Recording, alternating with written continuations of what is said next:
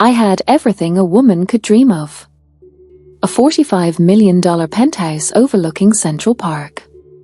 Closets filled with designer clothes. A husband who was a tech billionaire worth $2.3 billion. 20 years of what I thought was a perfect marriage. My name is Victoria Hartford, and for 2 decades, I lived a beautiful lie. They say money can buy happiness. I believed that once. I wore diamond necklaces worth more than most people's houses. I attended galas where champagne flowed like water, and every conversation was about yachts and summer homes in the Hamptons. I smiled for cameras at charity events, my hand always finding my husband Richard's arm, feeling safe, feeling loved, feeling like the luckiest woman in the world. But I wasn't lucky. I was blind. This is the story of how I discovered my husband had a secret family for 12 years. 2 children I never knew existed. A whole other life, 3,000 miles away, that he built while I waited for him at home. And the most shocking part? I wasn't the only one he lied to. But I'm getting ahead of myself. Let me start from the beginning. It was a Tuesday morning in April when my entire world started to crumble, though I didn't know it yet. The sun was streaming through our floor-to-ceiling windows, painting everything in that perfect golden light that makes New York City look like a dream. Our chef, Marco, had prepared my usual breakfast: organic avocado toast, fresh squeezed orange juice, and a cappuccino with the foam art I'd grown accustomed to over the years. These were the small luxuries I'd stopped noticing, the way you stop noticing air until suddenly you can't breathe. Richard had left for the office early, as he always did. He kissed my forehead before leaving, his cologne lingering in the air. That same cologne I'd smelled for 20 years. Cedar and something expensive. Something that screamed success and stability. He told me he had meetings all day and would be home late. I remember I complained a little, told him I missed him. He smiled that charming smile that first made me fall in love with him 23 years ago at a charity auction in Boston. He promised we'd have the weekend together. Just us. Like old times. I didn't know then that there was no such thing as a just us-y anymore. There hadn't been for over a decade. My morning routine was predictable. Yoga with my personal instructor at 9. A facial at my dermatologist's private practice at 11. Lunch with my closest friends at the plaza at 1. My life ran like clockwork, each day perfectly scheduled, each moment accounted for. Looking back, I realize how much I'd become a character in my own life, playing the role of the perfect billionaire's wife without questioning the script. That afternoon, I attended a board meeting for my charity foundation. We were planning our annual gala, the event of the season that would raise millions for children's education. I sat in that conference room, discussing flower arrangements and seating charts, completely unaware that my husband had children across the country who I'd never met. The irony of that moment still makes me sick. It was our cleaning staff who found it. Richard's second phone. He'd forgotten it in our bedroom, hidden under the bed, probably dropped there in his rush to leave that morning. Maria, our housekeeper of 15 years, brought it to me that evening. She looked nervous, her hands shaking slightly as she handed me the sleek black device. I remember looking at her confused face and laughing. "Oh, Richard must have dropped his backup phone," I said casually, reaching for it. The screen was locked, but as I picked it up, a notification lit up the display. Just a preview, just enough to see the sender and the first line. But those few words were enough to stop my heart. "Sophie, missing you and the kids. Can't wait for Friday when you're home." I read it 3 times. Then 4. Then I lost count. My brain couldn't process the words. Missing you. The kids. Home. Each word was a small explosion, and together they destroyed everything I thought I knew. My hands started shaking so badly I nearly dropped the phone. Maria was still standing there, and I saw the concern in her eyes. She'd seen the message too. Of course she had. "Mrs. Hartford, are you okay?" she asked softly. I wasn't okay. I would never be okay again. But I nodded, dismissed her, and sat down on the edge of our California king bed. The bed where Richard and I had slept together for 20 years. The bed where we'd made plans and shared dreams and built what I thought was an unshakable life together. I stared at that phone like it was a bomb that hadn't finished exploding yet. The kids. What kids? Richard and I had one daughter, Emma. She was 19, studying at Harvard, brilliant and beautiful and the light of my life. She was our only child. We talked about having more when we were younger, but my career as a model had been demanding, and then when I retired, Richard's business was taking off, and the timing never seemed right. One child, we decided, was enough. We could give Emma everything. Focus all our love and resources on her. But this message said kids. Plural. And it came from someone named Sophie. Missing you. Can't wait for Friday when you're home. Home. We lived in New York. Richard's business, Hartford Technologies, had headquarters here. Yes, he traveled frequently to the San Francisco office, sometimes twice a month. But those were business trips. Necessary for managing the West Coast operations. He always complained about them, said he hated being away from me. Said he rushed through meetings so he could get back home faster. Or so he told me. I sat there for what felt like hours but was probably only minutes. My mind was racing through possibilities, each one more painful than the last. Maybe it was a mistake. Maybe Sophie was a colleague with an unfortunate way of phrasing things. Maybe the kids referred to her own children and Richard was just being friendly. Maybe this was all innocent and I was overreacting. But deep down, in that place where we know the truth before we're ready to admit it, I knew. I knew this wasn't innocent. I knew this message meant something terrible. And I knew that my perfect life was built on something that was about to collapse. I did what any person in my position would do. I tried to unlock the phone. I tried Richard's birthday. Our anniversary. Emma's birthday. Every important date I could think of. Nothing worked. The phone stayed locked, keeping its secrets, protecting lies I didn't even know existed yet. I wanted to throw it across the room, watch it shatter against our expensive wallpaper. But I didn't. Instead, I took a screenshot of that message with my own phone. Evidence. Though I didn't even know yet what I was gathering evidence for. That night, Richard came home at 8. He kissed me hello, asked about my day, poured himself a scotch from the crystal decanter in our living room. He looked tired, stressed about some merger that was taking up all his time. He talked about quarterly reports and board meetings and investor calls. Normal conversation. Normal Richard. The man I'd loved for 20 years.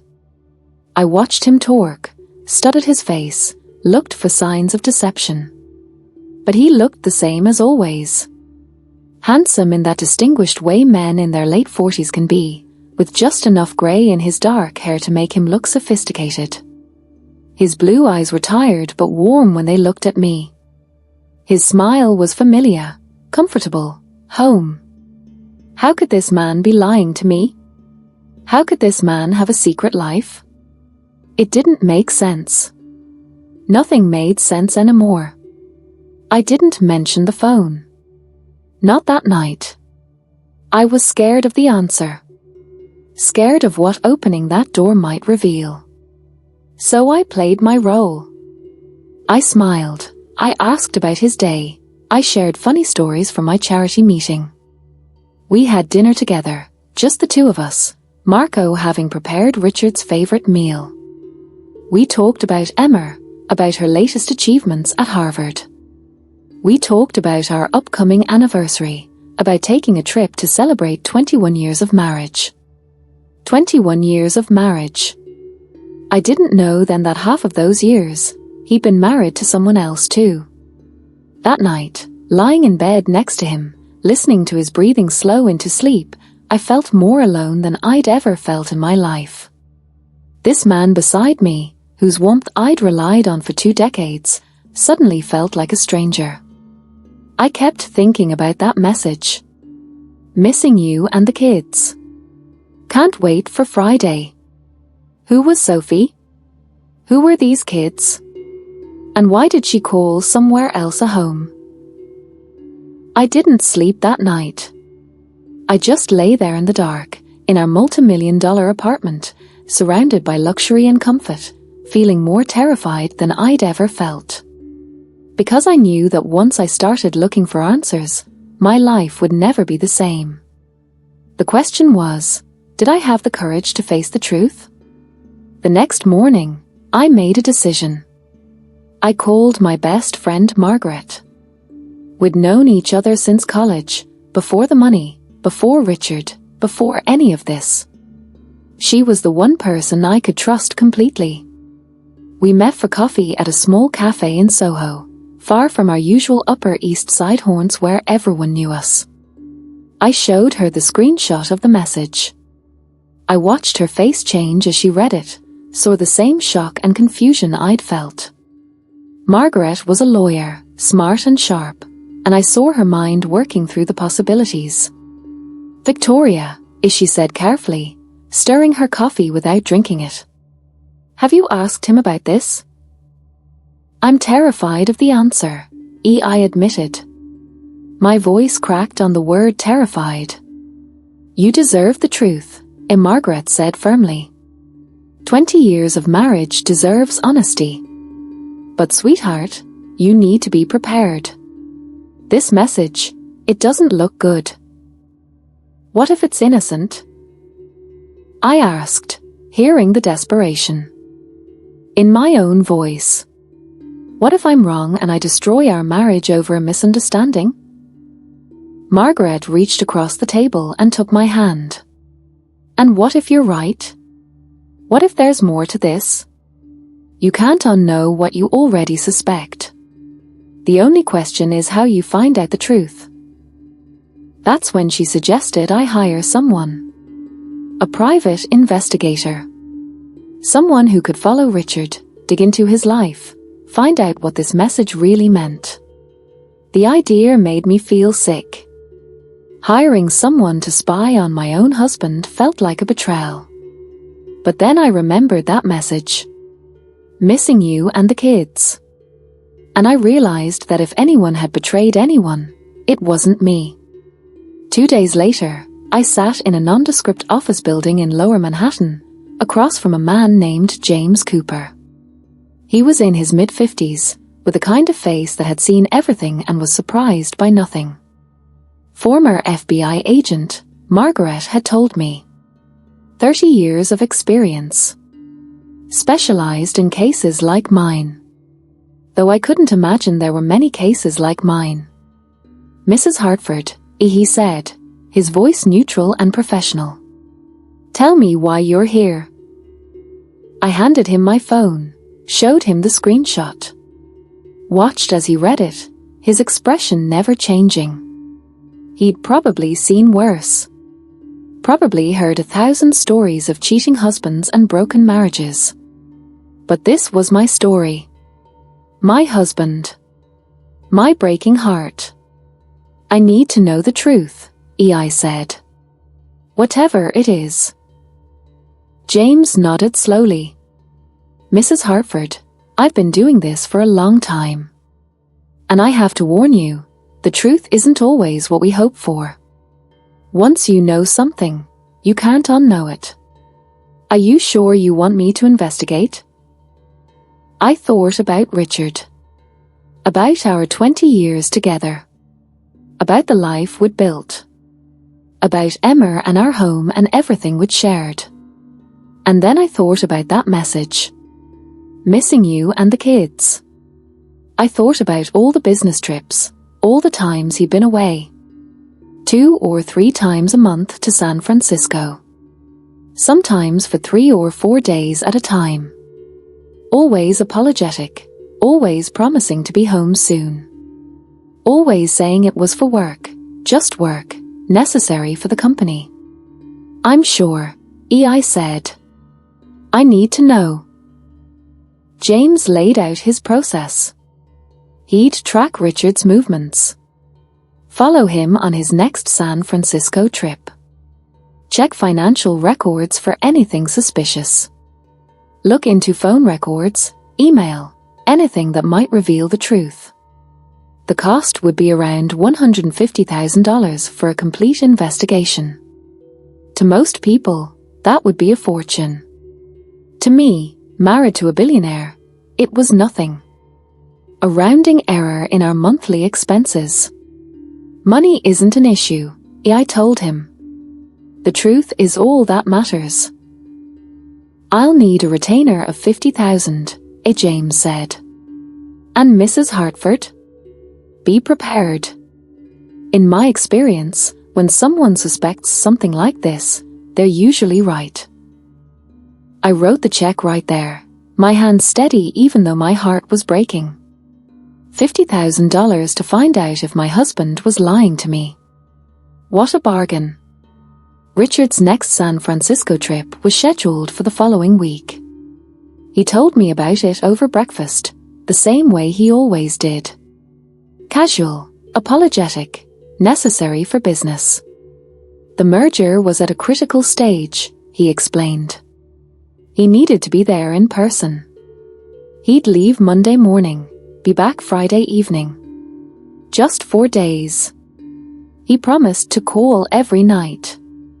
I smiled and nodded and told him I understood.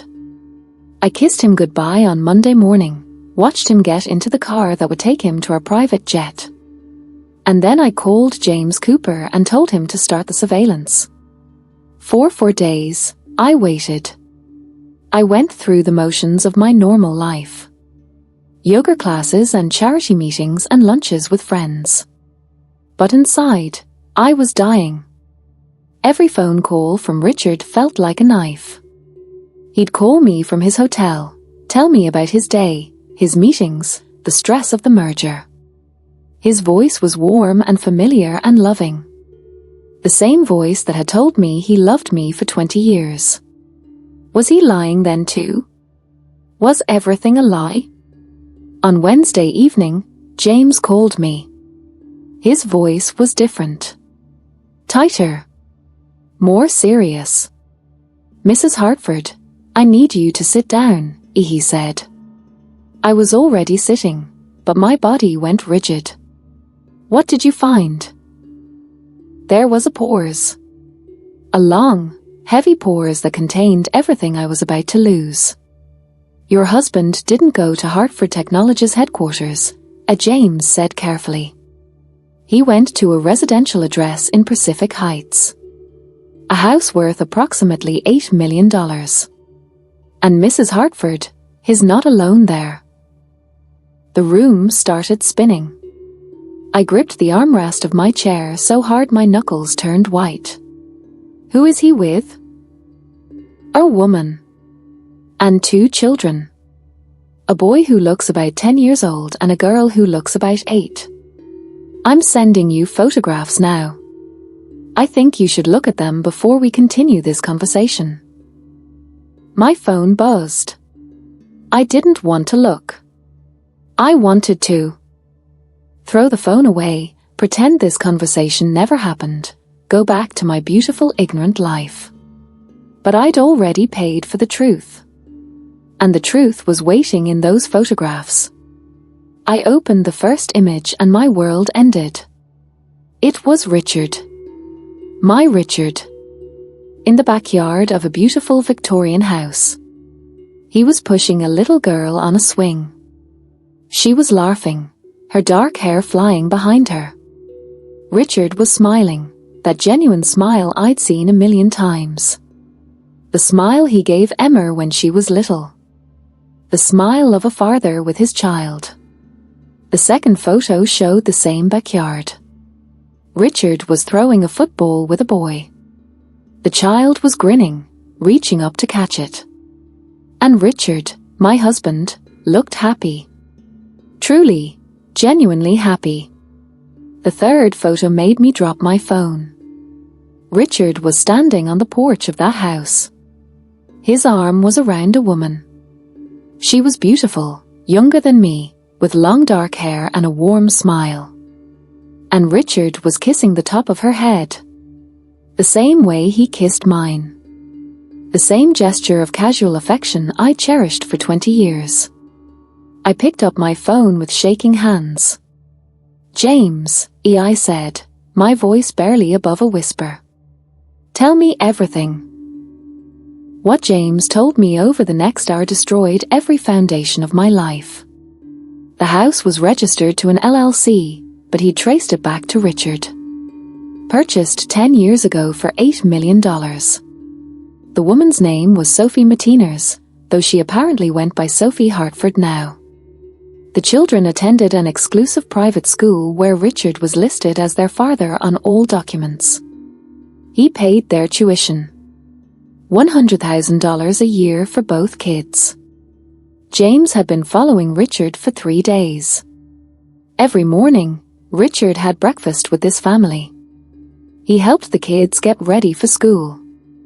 He dropped them off, waved goodbye, was greeted by other parents like he belonged there. Like he was part of their community. Like he was a normal dad living a normal life. After dropping the kids at school, he went to an office. Not Hartford Technologies headquarters, but a small executive suite he rented under the LLC.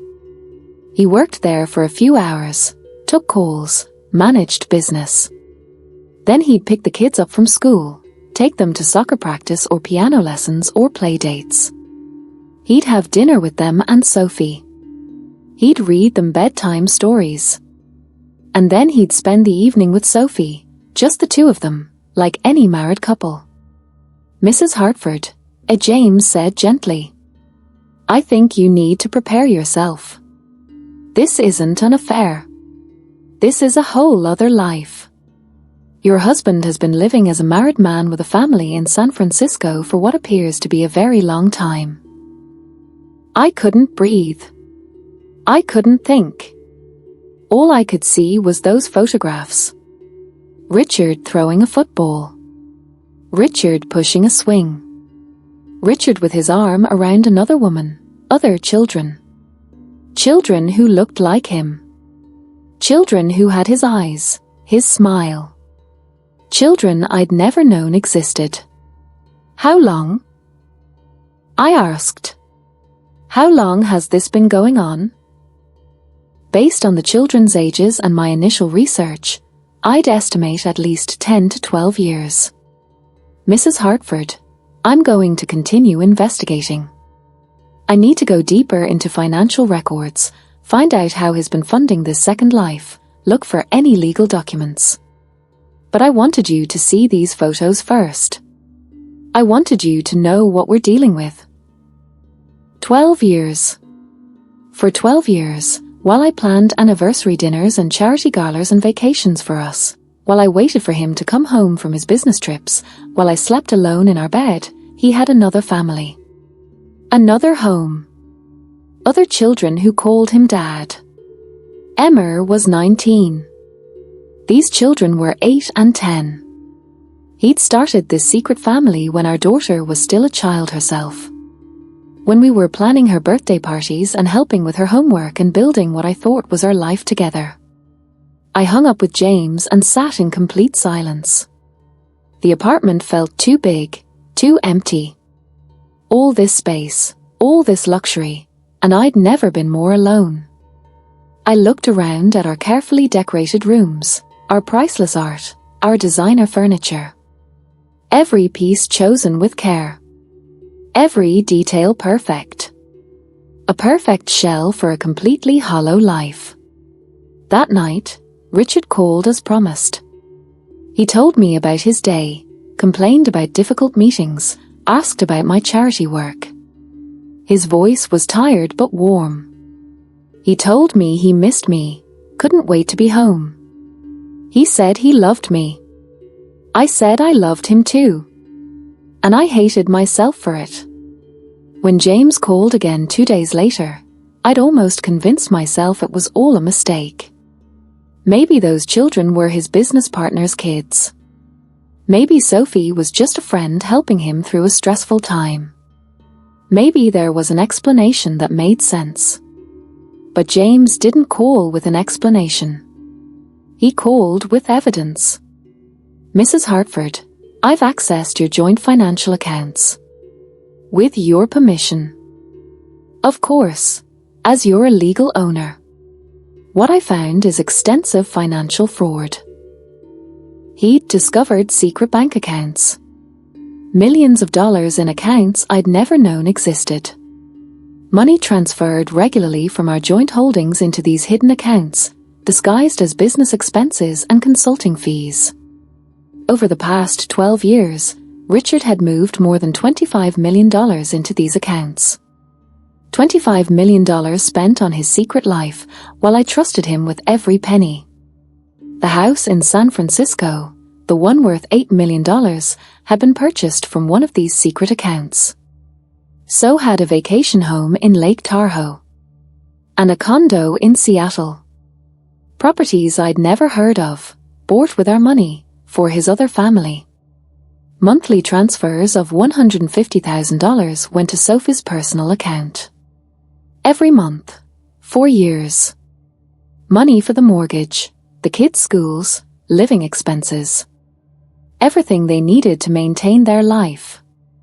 The life Richard built for them using money that was supposed to be ours.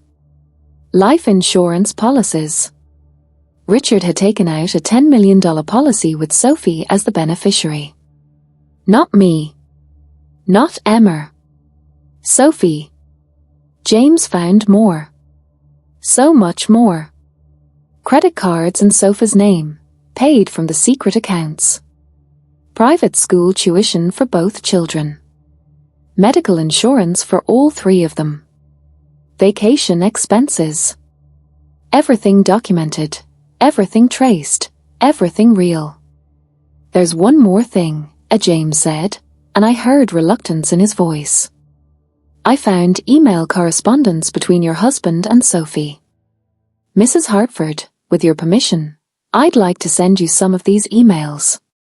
They contain important information about the timeline and nature of their relationship. My hands were shaking as I opened my email and read what James sent. Each email was a dagger to my heart. The first email was from 12 years ago. Richard to Sophie. I can't stop thinking about last night. You're unlike anyone I've ever met. I know the situation is complicated. I know I'm married. But what I feel for you is real. Can we meet again? I need to see you. Sophie's response. I know you're married. I know you have a daughter. But I feel it too. This connection between us is undeniable. I'm willing to share you if it means we can be together. Share him. She was willing to share my husband like he was a toy, a thing to be divided up. And Richard, my husband, the man I'd trusted with everything, had agreed to be shared. More emails followed. Sophie getting pregnant 8 months after their relationship started. Richard's promise to take care of everything. His promise to buy her a house, support her and the baby, give them security. Just keep the secret. Always keep the secret. An email from when their second child was born. Richard telling Sophie he was honored to be a father again, that these children were the greatest gift. He never mentioned Emma. Never mentioned that he already had a daughter, that he was already a father, that everything about this was a betrayal of his existing family. I read email after email, each one revealing more lies, more deception, more of a life I'd never known existed. They discussed the children's first steps, first words, first days of school. All the milestones I cherished with Emma, he was experiencing again with these other children. He had 2 lives, 2 families, 2 of everything except honesty. The most recent emails were from just 2 months ago. Sophie was getting restless. The children were getting older, asking questions. Why did Daddy only visit a few days a month? Why couldn't they meet their half-sister Emma? The youngest daughter had found Emma's Instagram and asked about her. Sophie to Richard. Bella asked me yesterday if she'll ever meet Emma. She saw Emma's photos online and wants to know her big sister. Richard, the kids are getting older. How long can we keep this secret? They deserve to know their whole family. Richard's response. I know it's getting harder. I know the kids have questions. But Victoria can never know. She wouldn't understand. She'd leave me, take Emma, destroy everything. Just give me more time. When the kids are older, when the time is right, we'll figure something out. When the time is right. When was the right time to tell your wife you've been living a double life for 12 years? When was the right time to tell your daughter she had siblings she'd never met? When was the right time to admit you'd been lying to everyone who loved you for over a decade? There was no right time. Because what Richard had done was unforgivable. I called James back. My voice was steady now. The shock had worn off, replaced by something colder. Something harder. I need you to find out everything, I told him. Bank accounts, properties, legal documents, everything. I need a complete picture of this double life. And James? I'm going to San Francisco. I'm going to see this for myself. Mrs. Hartford, I don't think that's a wise idea. I don't care about wise. I care about the truth. Book me a flight. I leave tomorrow. I hung up before he could argue. I sat in my perfect apartment, surrounded by my perfect things, and felt absolutely nothing. The woman who'd cried over those photographs 3 days ago was gone. In her place was someone I didn't recognize yet. Someone harder. Someone who'd been betrayed so completely that mercy felt like a foreign concept. I flew to San Francisco on a commercial flight, not our private jet. I didn't want Richard or any of our staff knowing I'd left New York. I checked into the Four Seasons under a fake name, paid cash, told no one where I was. For the first time in 20 years, I was completely alone. No staff, no driver, no husband.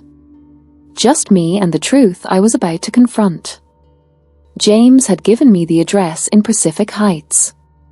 I rented a car, something small and inconspicuous, nothing like the luxury vehicles I was used to. I drove to that neighborhood with my heart pounding, not knowing what I'd find, not knowing what I'd do when I saw it. The house was beautiful. A classic Victorian painted in soft blue and white, with a garden full of flowers and a white picket fence. It looked like something from a magazine about perfect family homes. There was a swing set in the backyard, toys scattered on the lawn, a basketball hoop over the garage. Signs of children. Signs of life. Signs of everything Richard had hidden from me. I parked across the street and watched. I felt like a stalker, like I was invading someone else's life. But this was my husband's life. Didn't I have a right to see it?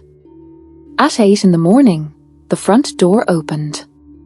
Richard walked out. My Richard. Wearing jeans and a casual shirt, looking relaxed in a way I rarely saw him at home. He was holding hands with the little girl from the photos. She was skipping beside him, talking animatedly about something. He was smiling down at her the same way he used to smile at Emma. Behind them came Sophie, looking natural and pretty in a simple dress. She was holding the hand of the boy. They all walked to a car in the driveway, a family car, a minivan. Not the luxury sedans Richard drove in New York, but a practical family vehicle for a practical family life. I watched as Richard helped the children into car seats. Watched as he kissed Sophie goodbye, a quick peck that spoke of routine and comfort and daily life. Watched as he drove away with those children, probably heading to school. This was real. This wasn't an affair he was hiding. This was a whole complete life he'd built. He wasn't sneaking around. Here, in this neighborhood, he was just Richard Hartford, family man. Everyone knew him. Everyone accepted him. He was part of this community. And I was the secret. I was the one being hidden. I followed them to the school. Watched Richard walk his kids inside, chatting with other parents, waving to teachers. He belonged here. He'd been doing this for years. While I thought he was in business meetings, he was at parent-teacher conferences. While I thought he was working late in hotel rooms, he was reading bedtime stories to these children. After dropping off the kids, Richard drove to an office building.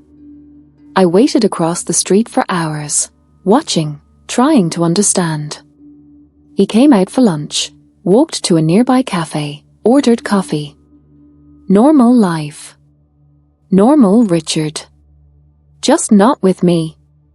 I was sitting in that cafe, 3 tables away from my husband who didn't even see me, when I made a decision.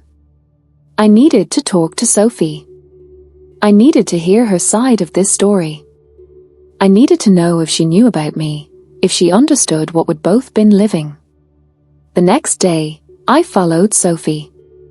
I watched her drop the kids at school, alone this time.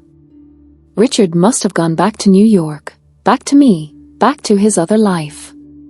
I followed her to a Whole Foods, and that's where I decided to approach her. She was in the produce section, picking out organic apples, when I walked up to her. My heart was pounding so hard I thought I might faint. She looked up as I approached, and I saw the exact moment recognition hit her face. Sophie, I said. Just her name. Nothing else. What else was there to say? Her face went white. The apple in her hand fell to the floor. Victoria Hartford, she whispered. You know who I am. I've seen your pictures. Her voice was shaking. In Richard's wallet. In your husband's wallet, I corrected her. She flinched. He's my husband too. Those words hung between us in that grocery store, surrounded by shoppers who had no idea they were witnessing 2 women who'd unknowingly shared the same man for 12 years. Did you know about me? I asked. When you got involved with him, did you know he was married? Sophie looked around nervously. People were starting to stare. Can we talk somewhere else? Please? We ended up at a coffee shop a few blocks away. 2 women who should have been enemies, sitting across from each other, about to share the most painful truth of their lives. I knew, as Sophie said finally, her eyes filling with tears. He told me from the beginning that he was married. That he had a daughter. But he said your marriage was basically over. He said you had an arrangement. I felt like I'd been slapped. An arrangement? What arrangement? He said you preferred living in New York, focused on your social life and charity work. He said you knew he needed someone on the West Coast, that you'd agreed to give each other space. He said you had your life and he had his, and you were both happy with that. I couldn't breathe. I had no idea you existed until a week ago. I thought he was taking business trips. I thought our marriage was real. Now it was Sophie's turn to look shocked. He told me you knew. He said you'd agreed to this. He said the only reason it was secret was because you didn't want your society friends to know. I never would have. If I'd known you didn't know. She was crying now, mascara running down her face. And I realized something shocking.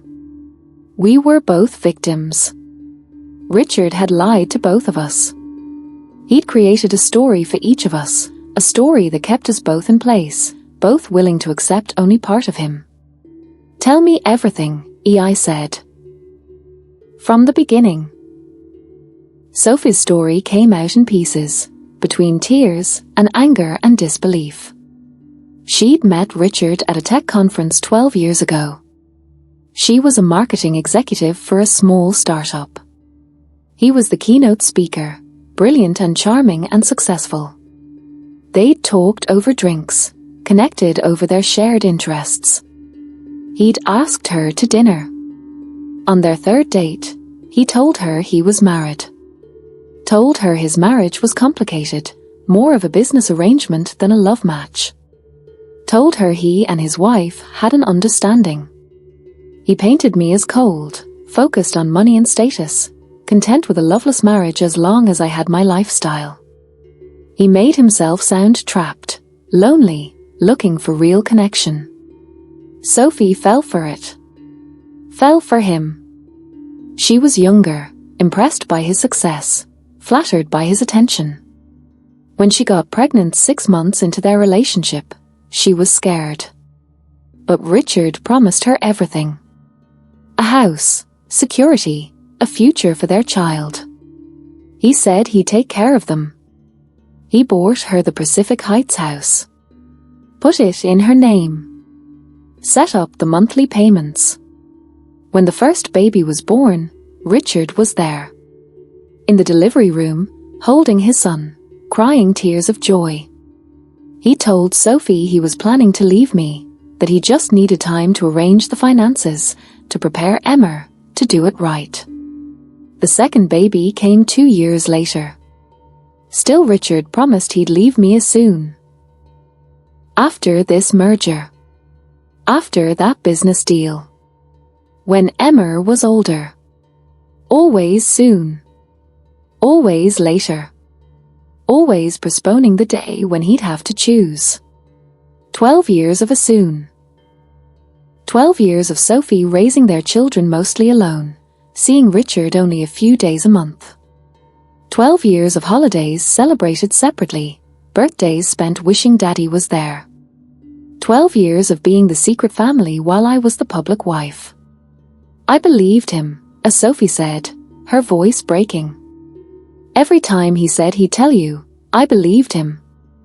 I thought any day would be a real family. The kids would have their father full-time. We'd get married properly. We'd stop hiding. You did get married, I said, remembering the documents James had found. I saw the marriage certificate. Sophie Hartford. She looked down at her coffee. That was 5 years ago. He said it would make me feel more secure, that it was proof of his commitment even if we couldn't announce it publicly yet.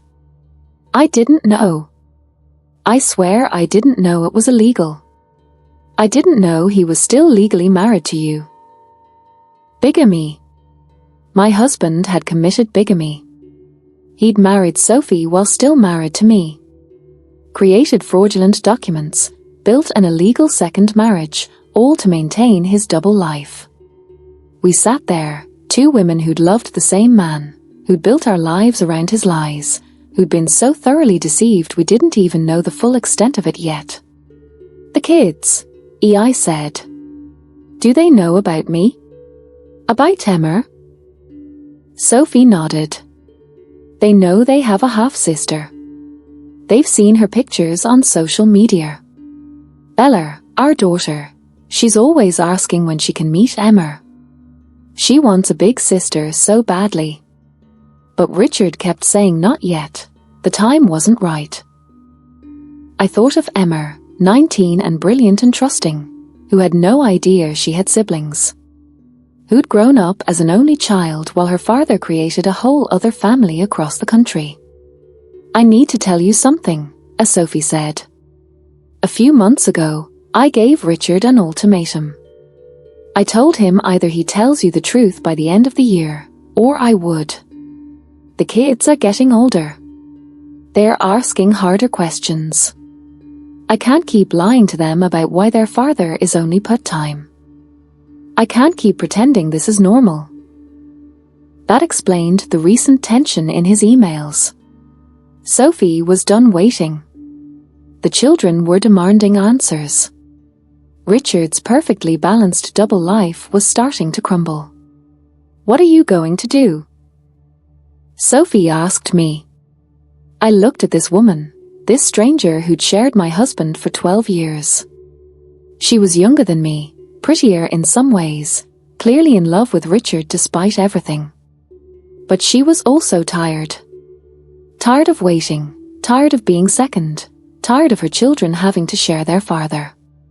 I'm going to destroy him, I said simply. Not you. Not your children.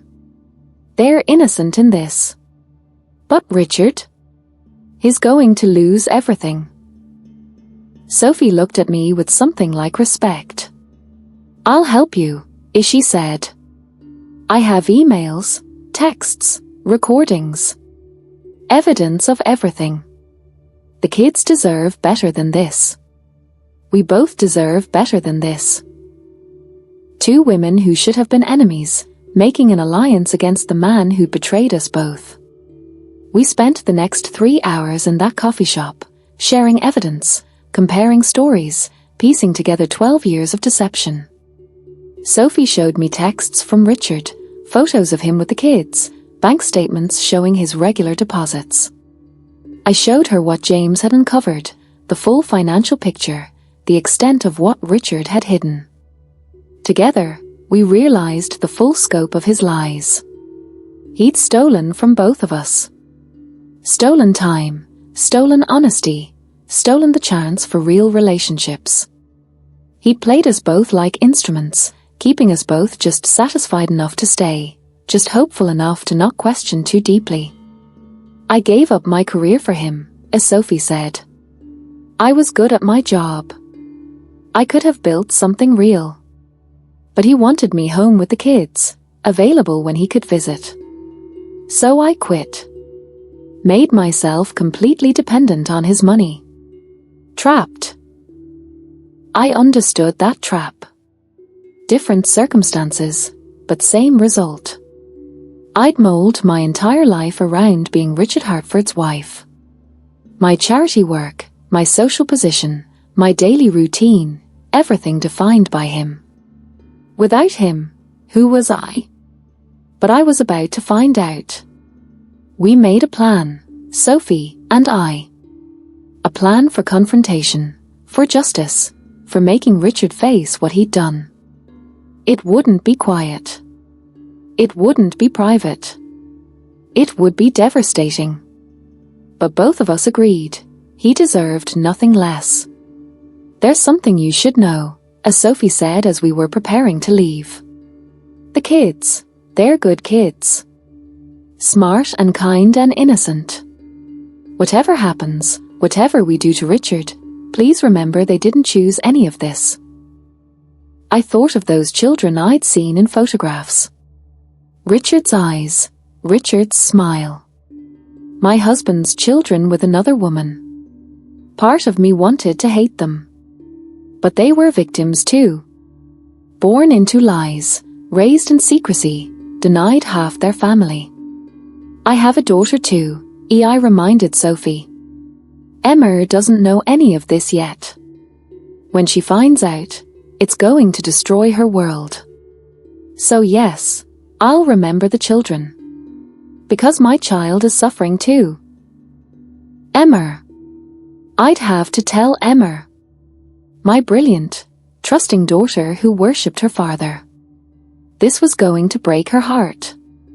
I flew back to New York that night, my mind racing with plans and anger and a strange new clarity. I'd spent a week drowning in shock and pain. But now, I had a purpose. Now, I knew exactly what to do. James Cooper was waiting in my penthouse when I arrived. I'd given him permission to be there, to continue his investigation even while I was gone. What he'd found in those days would form the foundation of my revenge. "Mrs. Hartford," he said as I walked in. "I have the complete financial picture now. And it's worse than we thought." Over the next hour, James laid out everything. The total amount Richard had diverted from our joint accounts over 12 years was $32 million. Not 25 like we'd initially thought. 32 million spent on his secret life. Houses, cars, travel, education, living expenses for his second family. But there was more. Richard had created shell corporations, fake consulting firms, fictional business expenses. He'd committed tax fraud, financial fraud, possibly embezzlement from his own company. The illegal second marriage added bigamy to the list. What started as adultery had become a web of crimes so complex it would take months to untangle. With this evidence, James said, "You have grounds for divorce, criminal charges, and civil suits." He could face jail time. He'll definitely face massive financial penalties and loss of his business reputation. "Mrs. Hartford, you can take him apart." "Good," I said. And I meant it. The next step was telling Emma. I called her at Harvard, asked her to come home for the weekend. Told her it was important, urgent, family matter. She heard something in my voice, agreed immediately, caught the next flight. When she walked into our apartment Friday evening, she took one look at my face. I knew something was terribly wrong. "Mom? What's happened? Is Dad okay?" "Dad." She called him Dad with such love, such trust. I was about to destroy that. We sat in the living room, the same room where Richard and I had entertained hundreds of guests over the years. The same room where we'd celebrated Emma's achievements, planned family vacations, built our life together. Now I had to destroy all of that. "Emma," I began, my voice steady despite my breaking heart. "I need to tell you something about your father. And it's going to hurt. It's going to change everything you think you know. But you deserve the truth." I told her everything. The message on the phone, the investigation, the photographs, the secret family. 2 children, a second wife, 12 years of lies. I watched my daughter's face change as I spoke. Confusion, disbelief, denial, and finally, devastating understanding. "No," she whispered. "No, Dad wouldn't. He couldn't." "Mom, you're wrong. There has to be an explanation."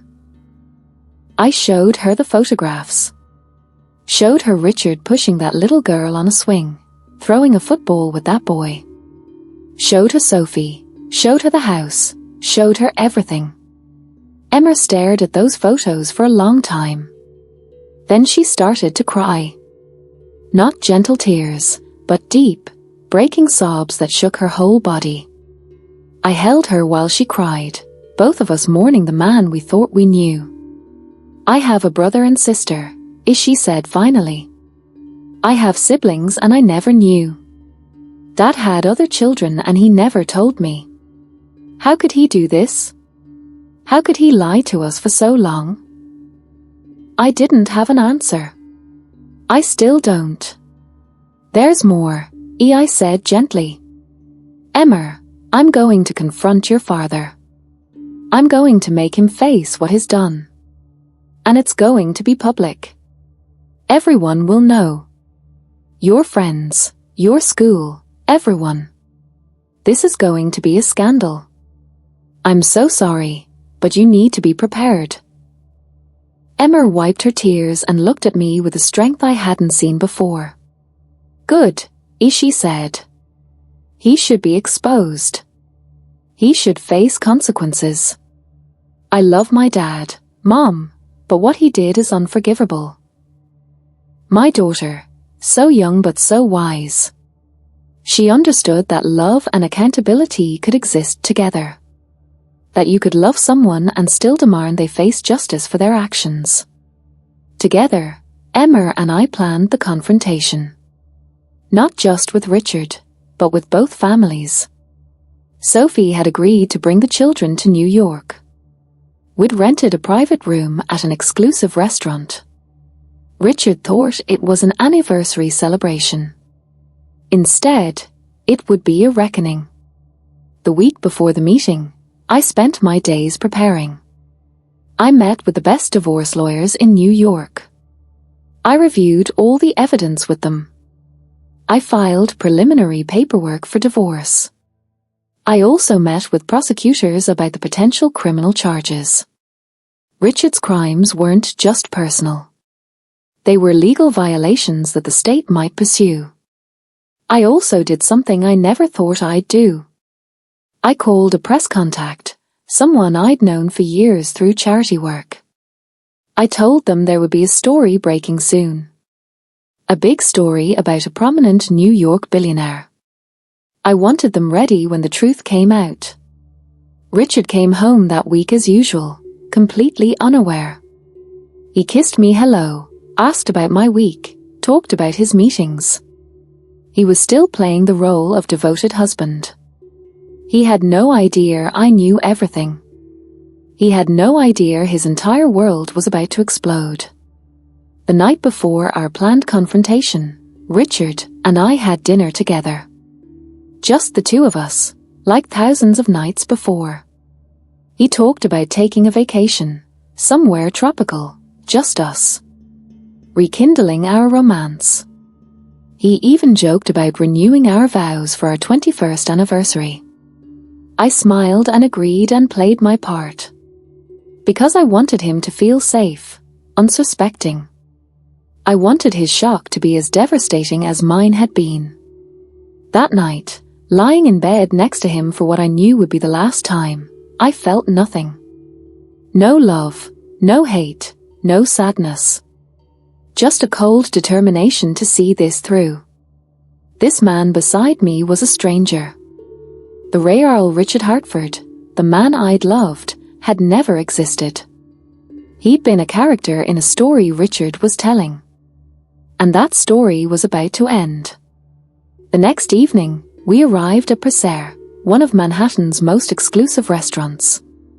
Richard was in an excellent mood, dressed in an expensive suit, looking forward to what he thought would be a special evening celebrating our years together. The private room I'd reserved was on the second floor, with views of Central Park. Beautiful and intimate. Perfect for what was about to happen. Richard opened the door, a smile on his face, probably expecting champagne and roses. Instead, he found Sophie sitting at the table. Her two children, his children, beside her. Emma on the other side. James Cooper, the private investigator. Our divorce lawyer. And a notary public. I watched the blood drain from Richard's face. Watched him freeze in the doorway, his hand still on the handle, his mind trying to process what he was seeing. What is this? He whispered. Sit down, Richard, I said calmly. We have a lot to discuss. He looked at Sophie, at the children, at Emma, back to me. Victoria, I can explain. No, I said. No more explanations. No more lies. Today, you're going to listen. You're going to hear from all of us. And then you're going to face the consequences of what you've done. Richard stood frozen, clearly torn between running and facing this moment. He chose to face it, probably because running would have been an admission of guilt he wasn't ready to make yet. He sat down slowly, his eyes darting between all of us. The children were quiet, scared by the tension. Emma was crying silently. Sophie looked determined but sad. And I felt absolutely nothing but cold satisfaction. The younger children spoke first. The boy, Mason, just 10 years old, looked at his father with confused hurt in his eyes. "Daddy," he said in a small voice. "This lady says you're her husband too. And Emma is our sister. But you told us we couldn't meet Emma yet. You said it was complicated. Is this the complicated part?" Richard's face crumpled. "Mason, buddy, this is grown-up stuff. You don't understand." "I understand lying," Mason said, his voice growing stronger. "You always told us not to lie. You said lying was wrong. But you've been lying to everyone." The girl, Bella, 8 years old with Richard's dark hair and blue eyes, was crying. "Are you leaving us, Daddy? Now that everyone knows about us, are you going to leave?" And this broke something in me, this child's fear that she'd be abandoned now that the secret was out. This innocent little girl who'd done nothing wrong, terrified that exposure meant losing her father. "No one is abandoning you," I said to Bella gently. "Your father isn't going anywhere. But we need to talk about the truth. About what really happened." Emma spoke next, her voice shaking with emotion. "Dad, I grew up thinking I was your only child. You took me to father-daughter dances. You helped me with homework. You told me I was your little girl. Was any of that real? Or was I just the child you had in New York while you had your real family in California?" "Emma, no." Richard reached for her but she pulled away. "You were always my daughter. I love you. This doesn't change that." "It changes everything," Emma said. "I have a brother and sister I never met. You had a whole other life I knew nothing about. How can I trust anything about my childhood now?" Sophie was next. She prepared what she wanted to say, and her voice was steady despite her tears. "Richard, I waited 12 years for you to choose us. 12 years of you promising you'd leave Victoria, that you'd make our family official. I raised our children mostly alone. I gave up my career, my independence, my dignity, waiting for you to keep your promises. You told me Victoria knew, that she'd agreed. You made me believe I wasn't a mistress, that we had an arrangement. You lied to me as much as you lied to her." Richard was shaking now. "Sophie, please. I did love you. I do love you. I love our children. I never meant for any of this to hurt anyone." "But it did hurt everyone," I said, my voice cutting through his excuses. "It hurt me, your wife of 20 years who trusted you completely. It hurt Sophie, who believed your promises. It hurt Emma, who thought she knew her father.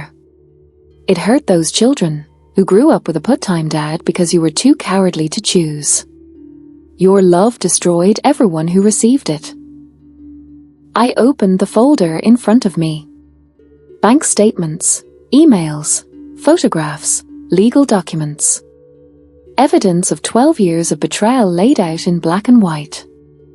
I hired a private investigator, I continued. I now know everything. Every dollar you spent, every lie you told, every promise you broke. You diverted $32 million from our joint accounts. You committed bigamy by marrying Sophie while still married to me. You committed tax fraud, financial fraud, and violated your fiduciary duty as CEO by misusing company resources. Richard, you didn't just betray us personally. You committed crimes. Richard's face was white. Victoria, please. We can work this out privately. We don't need lawyers. We don't need all this. You're right, I said. We don't need all this. But you do. You need to face what you've done. You need to experience consequences. For the first time in your privileged life, you're going to pay for your actions. I slid a document across the table. These are divorce papers. I'm taking 80% of our marital assets. The prenup we signed 20 years ago is void because you violated its terms through adultery and financial fraud. My lawyers are confident a judge will agree.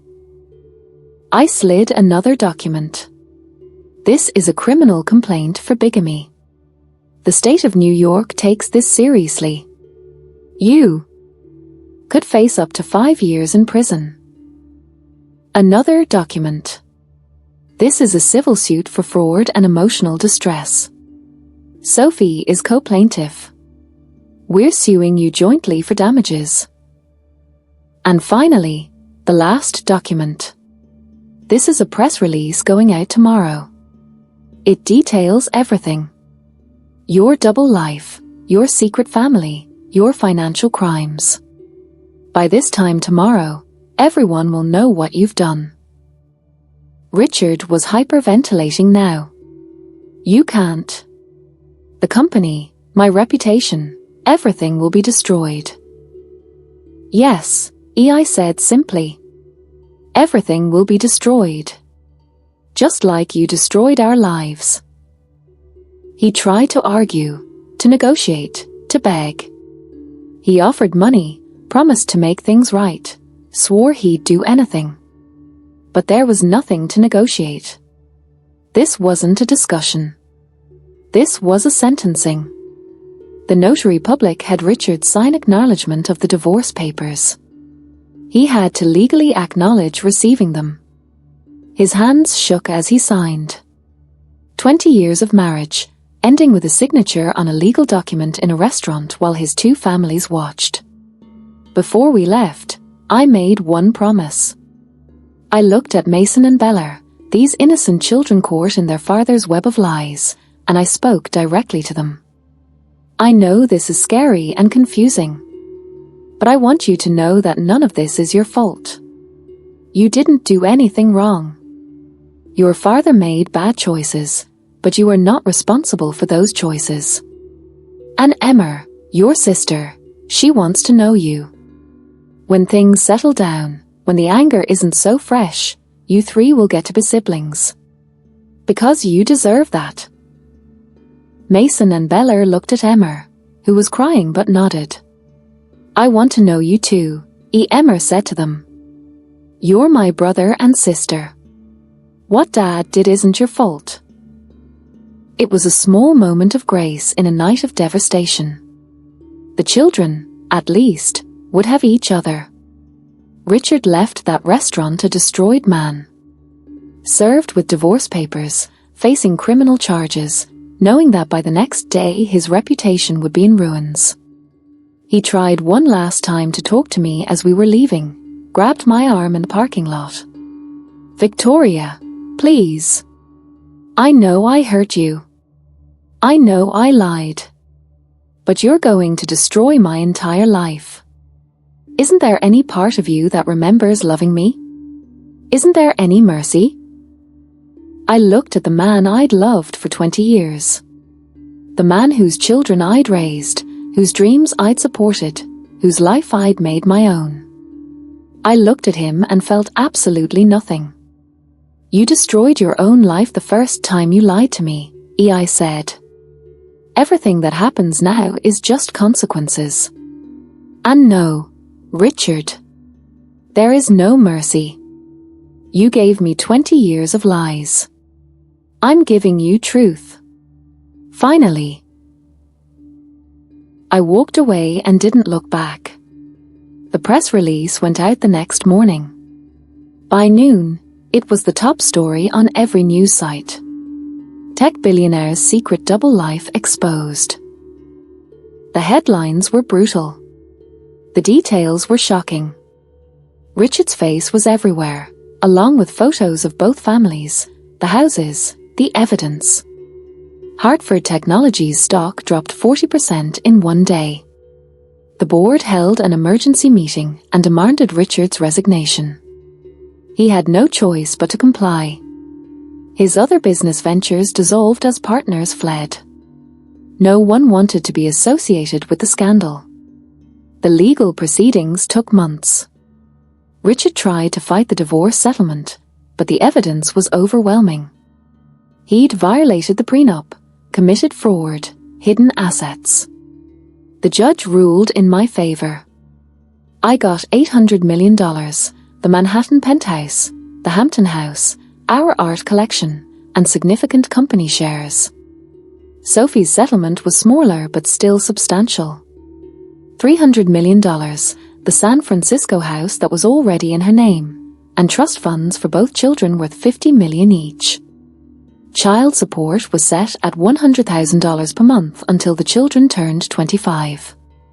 Richard's net worth went from $2.3 billion to just under $400 million. He'd lost 80% of his fortune, his company, his reputation, and most importantly, the respect of all three of his children. The criminal charges for bigamy were eventually reduced to a misdemeanor with a suspended sentence. Rich people rarely go to jail for white-collar crimes, unfortunately. But the conviction meant a criminal record. Richard Hartford, Billionaire CEO, now had a permanent mark that could never be erased.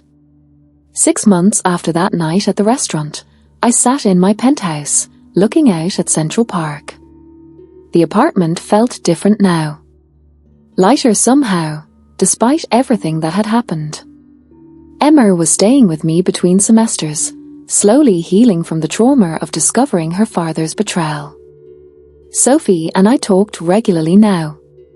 A strange friendship had formed from shared pain. We weren't close, probably never would be, but we understood each other in a way no one else could. We'd both loved the same man. We'd both been betrayed by him. And we'd both survived. The children were doing better than expected. Emma had met Mason and Bella several times, and a tentative sibling bond was forming. They FaceTimed regularly, shared stories, got to know each other despite the circumstances that had kept them apart. Richard's crimes had created their relationship, but they were determined to build something genuine from the wreckage. Richard himself was living in a modest apartment in Brooklyn, a far cry from his former penthouse. He'd lost most of his business opportunities, though his remaining $400 million meant he wasn't exactly suffering. He'd requested supervised visits with Mason and Bella, which Sophie had allowed. Emma still refused to see him. I started a foundation with some of my settlement money. The Truth and Trust Foundation, dedicated to helping women investigate suspicious partners and escape deceptive relationships. We offered private investigation services, legal support, and counseling for women who suspected their spouses of hiding secrets. The foundation became my purpose. Every woman we helped felt like a small victory against the Richards of the world. In the first year alone, we assisted over 2,000 women. We uncovered 156 cases of men with secret families. We prevented countless financial frauds and saved women from wasting years on lies. Emma started working with the foundation during her summers, running a youth division that helped children cope with parental betrayal. She turned her pain into purpose, just like I had. 1 year after the confrontation, I received a letter from Richard. My first instinct was to throw it away unopened, but curiosity got the better of me. The letter was full of apologies and regrets. He claimed to be in therapy, working on understanding why he'd made the choices he made. He said he'd realized he was following a pattern from his own father, who'd also had a secret family. Richard's mother had known and stayed silent, teaching Richard that deception was acceptable if you had enough money to hide it. The letter ended with a request. He wanted to see me, to apologize in person, to try to find some kind of closure. He said he understood if I refused, but he hoped I'd consider it. I thought about it for a long time. Part of me wanted to refuse, to leave him with his guilt and regrets. But another part wanted closure too. Wanted to look him in the eye one last time and tell him exactly what his lies had cost. I agreed to meet him at a coffee shop in neutral territory. When he walked in, I barely recognized him. He'd aged a decade in 1 year. His hair had gone almost completely grey. The confidence that had always surrounded him like a shield was gone. He looked smaller somehow. Diminished. "Thank you for coming," he said quietly, sitting across from me. "I came for me," I said. "Not for you. I need to say some things." He nodded. "I understand." "I don't think you do understand," I said. "You took 20 years of my life and made them a lie. Every anniversary we celebrated, every vacation we took, every time you said you loved me, it was all happening while you had another family. Do you have any idea what that does to a person? To realize that your entire adult life was built on deception?" "I know I hurt you," Richard started, but I held up my hand. "You didn't just hurt me. You stole from me. You stole time I can never get back. You stole the chance to build a real relationship with someone honest. You stole my trust, not just in you, but in everyone. You made me question every relationship I've ever had, wondering if everyone is lying." Richard's eyes filled with tears. "I'm so sorry, Victoria. I know sorry doesn't fix anything, but I am. I never meant to hurt you." "That's the problem," I said. "You never meant to hurt anyone. You just wanted everything. Both families, both lives, all the love and attention and admiration. You were too selfish to choose, so you chose to lie instead. You chose your own comfort over everyone else's well-being." "I know," he whispered. "Do you?" I leaned forward. "Because I don't think you do. I think you're sorry you got caught. I think you're sorry you lost your money and your reputation. But I don't think you truly understand the damage you caused for people who loved you. For people who would have done anything for you.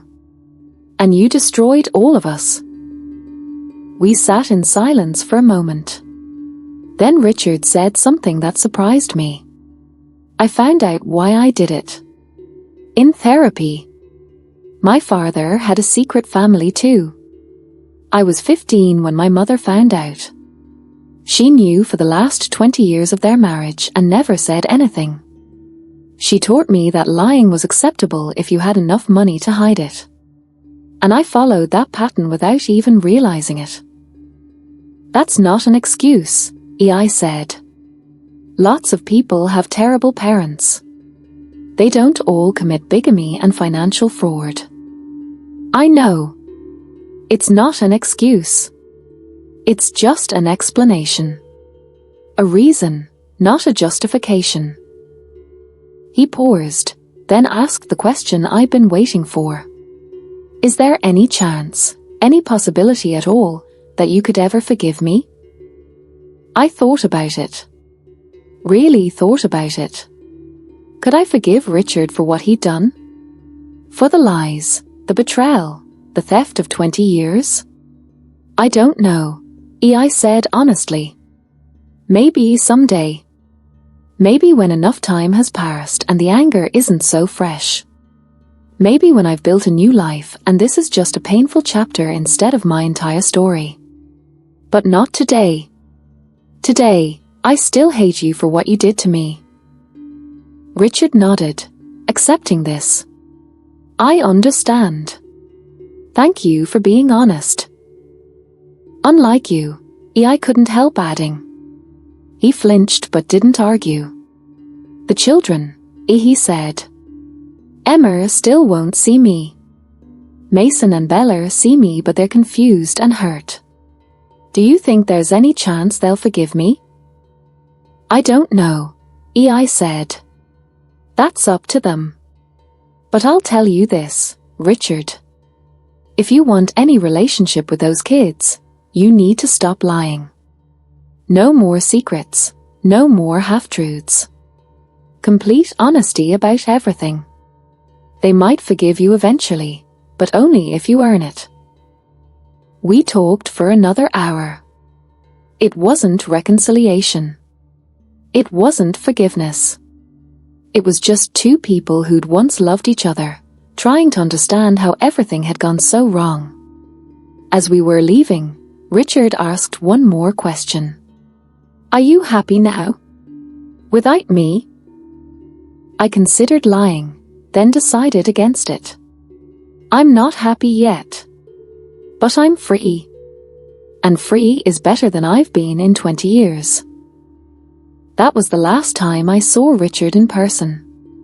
We had no reason to communicate anymore. Emma was an adult who made her own choices about her father. The divorce was final.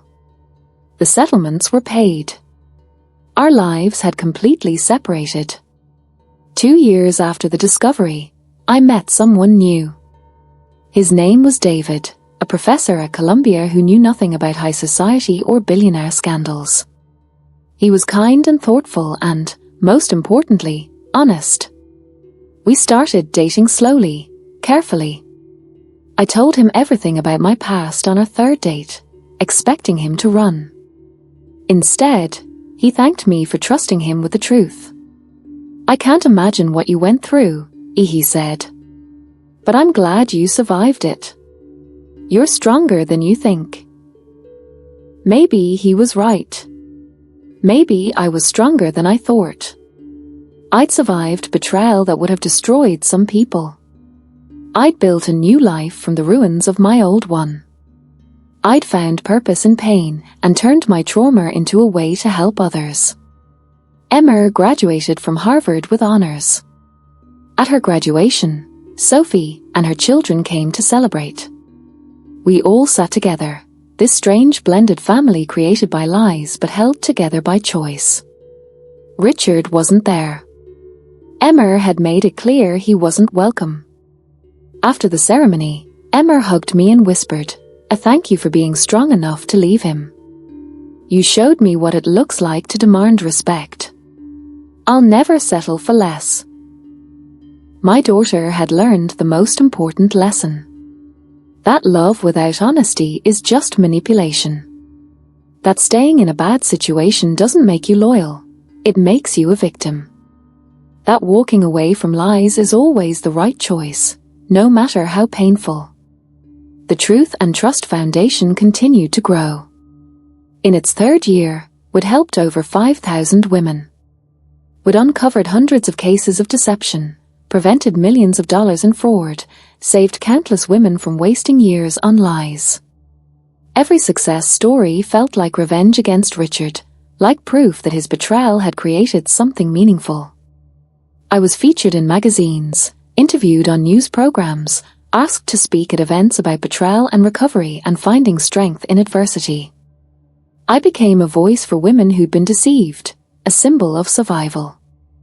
It was strange being famous for being lied to, but if my story could help others, then it was worth it. On what would have been our 23rd anniversary, I didn't cry. I didn't even think about Richard until late in the evening. Instead, I spent the day at the foundation, helping a woman who'd just discovered her husband's secret family. I held her while she cried, shared my story, showed her that survival was possible. "Does it get better?" she asked me, her voice breaking. "Yes," I told her honestly. "It gets better. Not the same as before. You'll never trust quite as easily again. But you'll be wiser. Stronger. More yourself than you ever were in a relationship built on lies." That night, back in my penthouse, I stood at the windows overlooking Central Park. The The same view I'd had for 20 years, but everything looked different now. The city lights seemed brighter. The possibilities seemed endless. I was 55 years old, single for the first time in decades, and I felt more alive than I'd felt in years. My phone rang. It was Emma, calling from her new job in Boston. "Hey Mom," Ishi said. "I just wanted to check on you. I know what today is." "I'm fine," I said. And I meant it. "I'm actually really fine." "Good," Emma said. "Because you deserve to be happy. You deserve so much more than what it gave you." "We both do," I said. "And we both will be." After we hung up, I poured myself a glass of wine and toasted to the future. To truth. To freedom. To second chances and new beginnings. To surviving betrayal and building something better from the pieces. Richard Hartford had given me 20 years of lies. But he'd also, inadvertently, given me a gift. He'd shown me that I was strong enough to survive anything. That I didn't need wealth or status or a husband to define me. That I could stand on my own and build a life that mattered. 3 years after the divorce, the foundation received a donation. $1 million from an anonymous source. We eventually traced it back to Richard. He'd sent it with a note. For all the women I hurt by teaching them that deception was normal. "I'm sorry." I thought about returning it, making a statement. But the foundation could help a lot of women with $1 million. So I accepted it, added his name to our wall of lessons, under a section titled "Learn from Their Mistakes." Richard Hartford's name, forever associated with deception and the pain it causes. It was a small revenge, but it felt right. 5 years after discovering his secret family, I can finally say I'm happy. Truly happy, not performing happiness for society or hiding pain behind expensive jewelry. I have meaningful work that helps people. I have a daughter who respects me and half-siblings who've become part of her life. I have David, who treats me with honesty and respect. I have friends who know the real me, not just the billionaire's wife facade.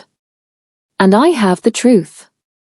Finally, after 20 years of lies, I have the truth. If you're listening to this story and something feels wrong in your relationship, trust that instinct. Trust that small voice telling you to look deeper, to ask questions, to demand honesty. Don't ignore the signs because you're afraid of what you'll find. Don't stay quiet because confrontation is uncomfortable. Don't sacrifice your truth for someone else's comfort. Money can buy a lot of things. Beautiful homes, designer clothes, expensive vacations. But it can't buy integrity. It can't buy honesty. And it can't erase the consequences of living a lie. Richard lost everything that mattered. His family's respect. His children's love. His legacy. He kept some money, but he lost himself. And for what? A few extra years of having everything? It wasn't worth it. Nothing is worth living a lie. I lost 20 years to deception. But I gained the rest of my life. And this time, it's a life built on truth. My truth. Not Richard's lies, but my authentic life. And that's worth more than all the money in the world. My name is Victoria Hartford. And this is how I discovered my husband's secret family, survived the betrayal, and built a life worth living. If I can do it, so can you. The truth might hurt, but lies hurt worse. Choose truth. Always choose truth. Because in the end, the truth is the only thing that sets you free.